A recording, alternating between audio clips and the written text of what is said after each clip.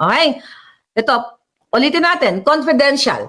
Republic of the Philippines Office of the President. Okay? Ito'y alam ni Noynoy nung time na siya ang presidente. Right? Hindi ko alam bakit hindi nila inisplok to at ginamit nila nung 2016 election ng presidente at even ng 2022. Kasi nga, alam niyo na kung bakit hindi ginamit. Kasi pala, pare-pareho silang dilawan-pulawan. Pre-operational report, control number, okay, blank.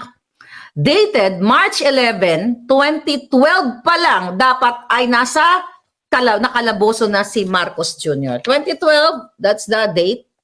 Okay, yan. Okay.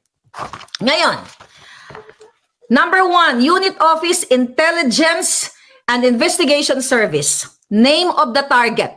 No alias. First na nakapangalan na binura ko na hindi na natin siya isasama, pero ano natin, i-upload natin to mamaya. Blank, artista, and Bongbong Marcos Jr. Bongbong Marcos and Bonget and some unidentified male and female cohorts. Ito po ay order para i-arestuhin sila dun sa kanilang rumbuhan kung saan sila ay nagpupulburon. Okay?